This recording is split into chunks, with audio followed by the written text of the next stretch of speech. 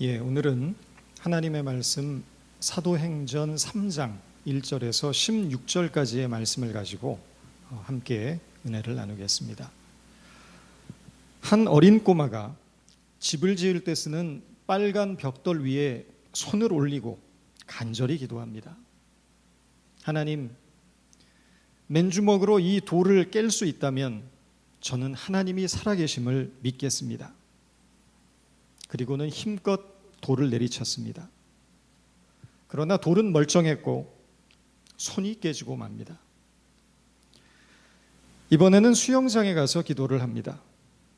베드로처럼 무리를 걷게 해주신다면 평생 주님을 위해 살겠습니다. 그리고는 떨리는 마음으로 물을 향해 한 걸음을 내딛습니다. 그러나 여지없이 물속으로 빠져버립니다.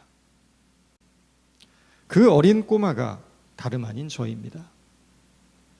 저는 어렸을 때 내 믿음이 진짜인지, 하나님은 정말 살아계신지가 궁금했습니다. 비록 벽돌을 깨지도 못했고 무리를 걷지도 못했지만 그러나 저는 하나님을 믿었습니다. 그 이유는 내가 기적을 경험하지 못한 것은 하나님이 없어서가 아니라 나의 믿음이 적어서라고 생각했기 때문입니다.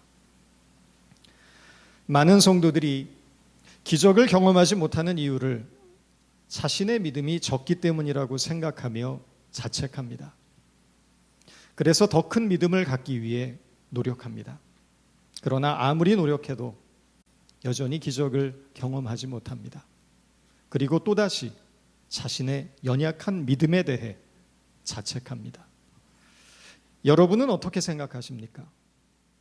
과연 우리가 기적을 경험하지 못하는 이유가 믿음이 적어서일까요? 아니면 믿음은 있는데 하나님이 안 계시기 때문일까요? 정답은 믿음이 없어서도 아니고 하나님이 없어서도 아닙니다. 믿음도 있고 하나님도 계시지만 기적에 대해 오해하고 있기 때문입니다. 맨주먹으로 돌을 깨는 것, 어떻게 그것이 기적이 될 수 있겠습니까? 돌은 망치로 두들겨서 깨면 됩니다. 무리를 걷는 것, 힘들여서 무리를 걸을 필요가 뭐가 있겠습니까? 배를 타면 됩니다. 어떤 사람들은 자신이 안수를 하면 두통이 사라지고 감기가 낫는다고 말합니다. 신기한 일입니다. 그러나 에드빌이나 타이레놀을 먹어도 감기와 두통은 사라집니다. 하나님의 기적을 타이레놀 수준으로 격화시켜서는 안 됩니다. 일본의 신학자인 우찌무라 간조는 이런 말을 했습니다. 성경은 겉표지와 끝표지를 팬 전부가 기적에 대한 이야기다. 성경의 일부 사건이 기적이 아니라 성경 전체가 기적에 대한 이야기라는 것입니다. 홍해를 가른 것만이 기적이 아니라 애굽에 종살이를 한 것도 기적이고 천사가 감옥의 문을 연 것만이 기적이 아니라 핍박을 받아 돌에 맞아 죽은 것도 기적이라는 것입니다. 승리하고 성공한 것만이 기적이 아니고 실패하고 수치와 모욕을 당한 것도 기적이라는 것입니다. 무슨 뜻입니까? 우리의 모든 삶은 기적으로 가득 차 있다는 것입니다. 기적을 어떤 특별한 사건으로 이해할 것이 아니라 우리가 살아가는 모든 삶을 하나님께서 베푸신 기적으로 이해해야 한다는 것입니다. 알버트 아인슈타인은 이런 말을 남겼습니다. 인생에는 두 가지 종류의 삶의 양식이 있다. 하나는 기적 같은 건 없다고 믿는 삶이요, 다른 하나는 모든 것이 기적이라고 믿는 삶이다. 내가 생각하는 인생은 후자의 삶이다. 상대성 이론을 발견한 세기의 과학자의 눈으로 보아도 때가 되면 꽃이 피고 꽃이 지는 일은 신비로운 일이 아닐 수가 없고 인간이 손가락 하나를 움직이는 것 자체도 과학적 원리로 보았을 때 경이로운 일이 아닐 수 없다는 것입니다. 중요한 것은 기적을 발견하는 눈입니다. 우리에게 허락된 크고 작은 모든 삶의 일상들이 하나님께서 내게 베푸신 기적임을 깨닫고 감사하는 일입니다. 원리를 찾아라 라는 게임북이 있습니다. 영국의 어린이 동화 작가 마틴 헨포드라는 분이 만든 숨은 그림 찾기 시리즈입니다. 해변가나 놀이공원, 기차역 같은 수많은 사람들이 몰려있는 복잡한 곳에서 군중들 속에 숨어있는 원리를 찾아내는 게임입니다. 언뜻 보면 거대한 그림 속에 깨알같이 그려진 수많은 사람과 사물들 속에서 원리를 찾아내는 일은 어려워 보입니다. 그러나 검은색 뿔테 안경을 쓰고 빨간색 줄무늬 티셔츠와 청바지를 입고 우스꽝스러운 모자를 쓰고 있는 원리는 의외로 찾기 쉬운 곳에 배치되어 있습니다. 이 게임북의 서두에서 저자인 마틴 헨포드가 이런 말을 써놓았습니다. 이 책의 모든 페이지 속에 원리가 들어있다. 바로 이것이 아이들이 이 게임에 흥미를 갖는 이유입니다. 원리는 분명 페이지마다 존재하고 있지만 눈에는 잘 띄지 않는다는 것입니다. 무심코 지나칠 수 있는 의외의 장소에 작가는 원리를 숨겨놓았기 때문입니다. 그래서 한참을 헤매다 원리를 발견하면 허탈감을 금할 수가 없습니다. 기적은 먼데 있지 않습니다. 우리 인생의 모든 페이지 속에 기적이 있습니다.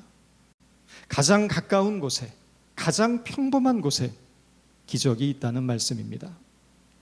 어떤 책의 제목처럼 기적은 당신 안에 있다는 것입니다. 하나님의 존귀한 피조물로 창조된 바로 내가 기적의 산물임을 깨닫는 은혜가 있을 때 우리의 모든 삶의 조건과 환경은 기적으로 인식되고 기적으로 경험된다는 뜻입니다. 축복이란 무엇입니까? 돈벼락을 크게 맞아야 그것이 축복입니까? 세상이 부러워할 만한 성공을 거둬야만 축복입니까? 그렇지 않습니다. 축복이란 자신의 주어진 삶을 기적으로 인식하는 일입니다. 자신의 인생을 하나님의 은혜와 사랑으로 가득 찬 기적으로 인식하지 못한다면 아무리 좋은 조건과 환경도 어떤 사회적 성공과 성취도 복이 될 수가 없습니다.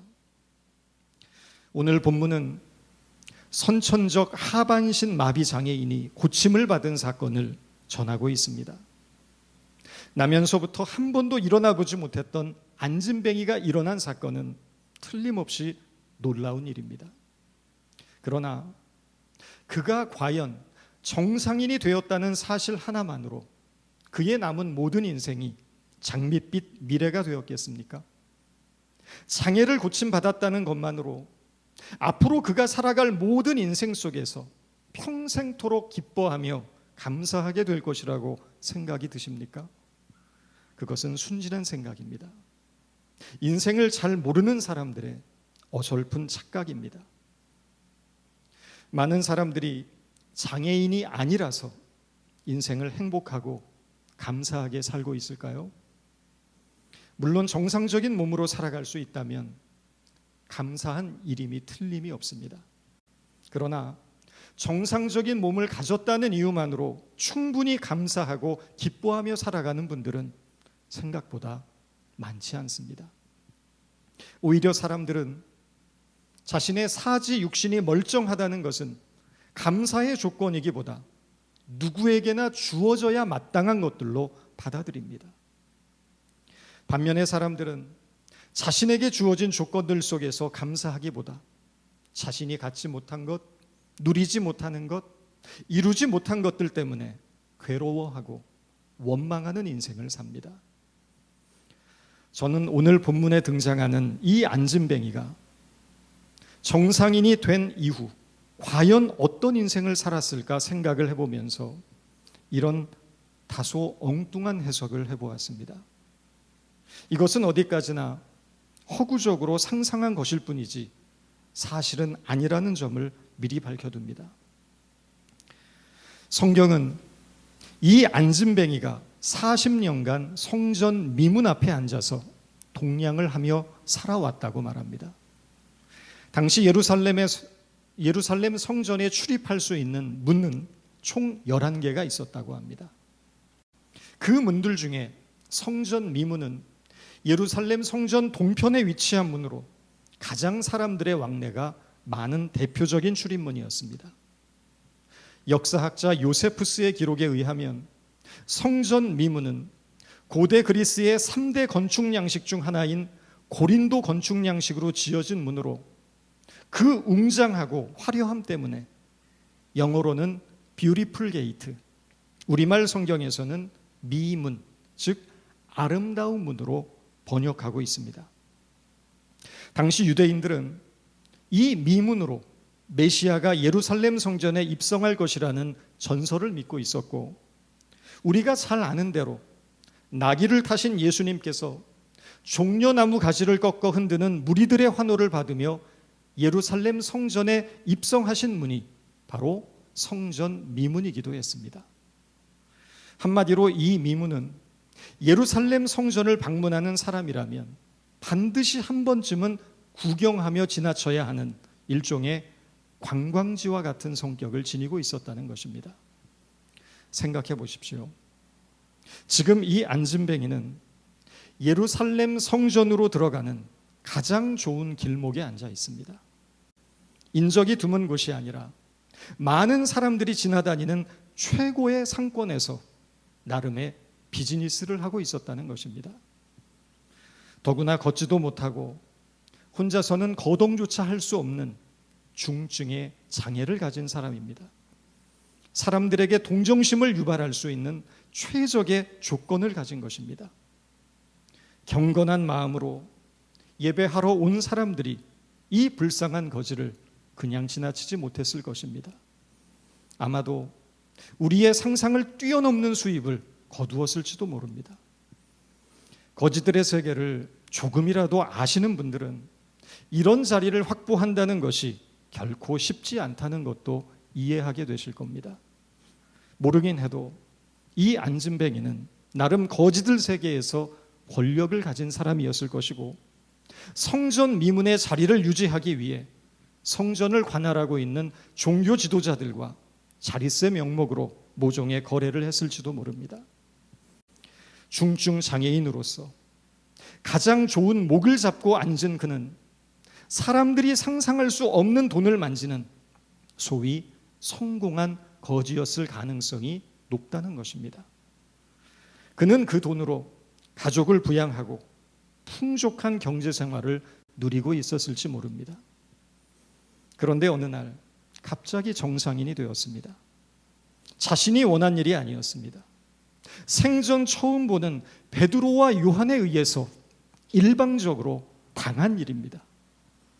병이 나은 그 순간에는 신기하고 놀랍고 좋았지만 이제 더 이상 동냥을 할 수 없게 되었습니다. 직업을 잃게 된 것입니다.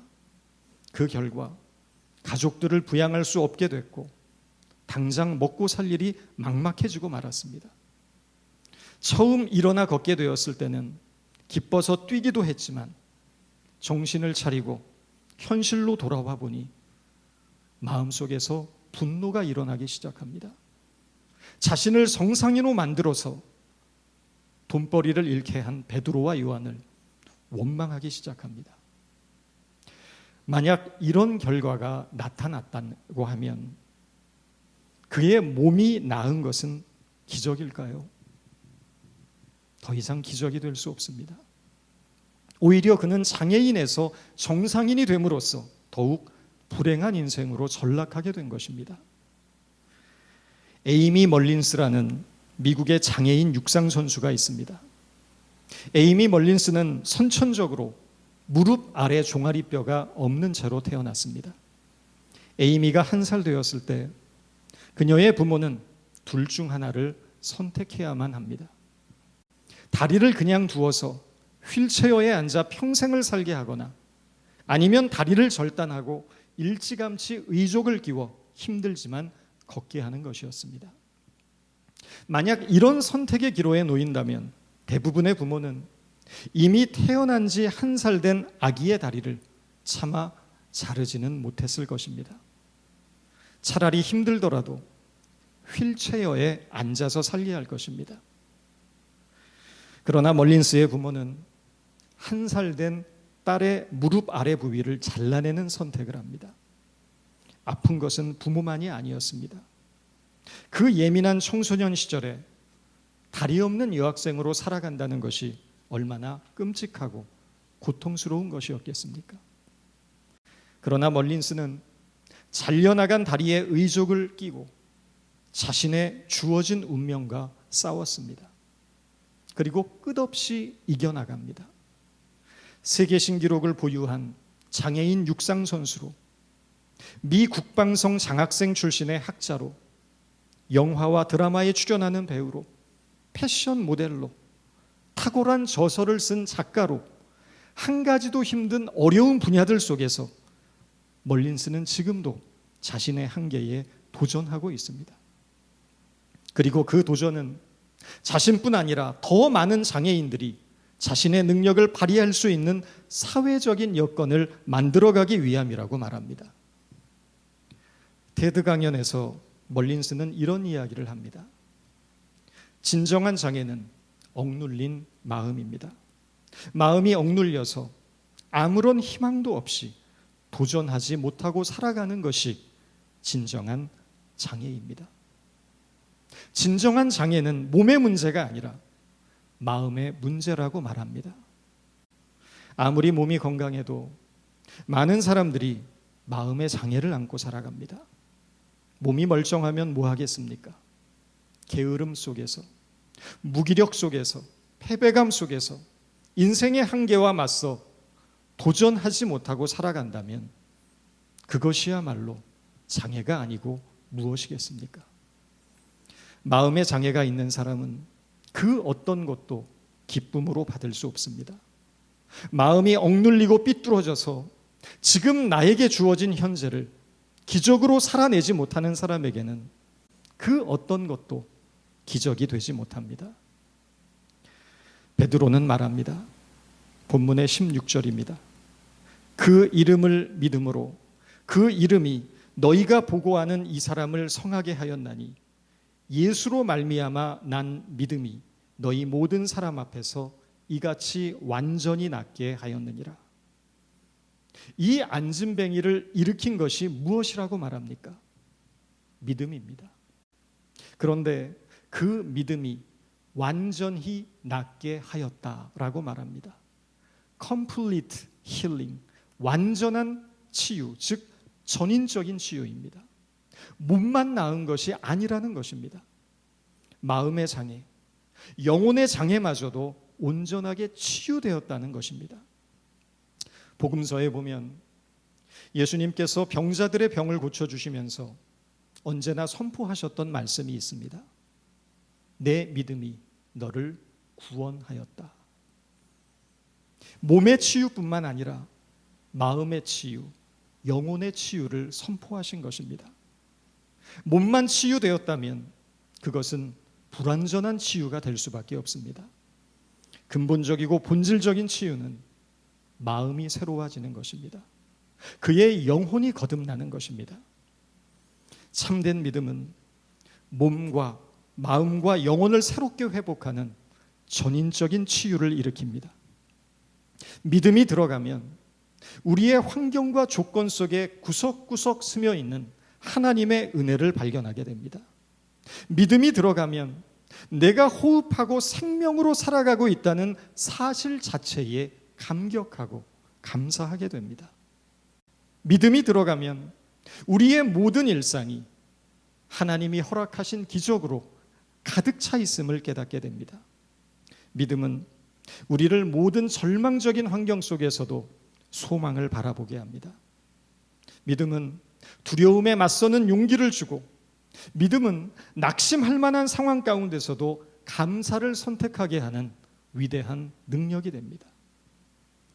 안진뱅이가 몸이 나은 것이 중요한 것이 아니라 그가 믿음의 눈을 떠서 자신의 모든 삶이 하나님의 기적으로 가득 차 있음을 깨닫게 되는 것이 중요합니다.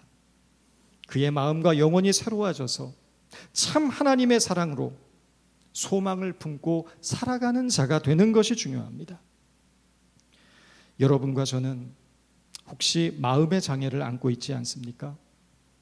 성령께서 우리의 마음과 영혼의 장애를 온전하게 회복하여 주시기를 바랍니다.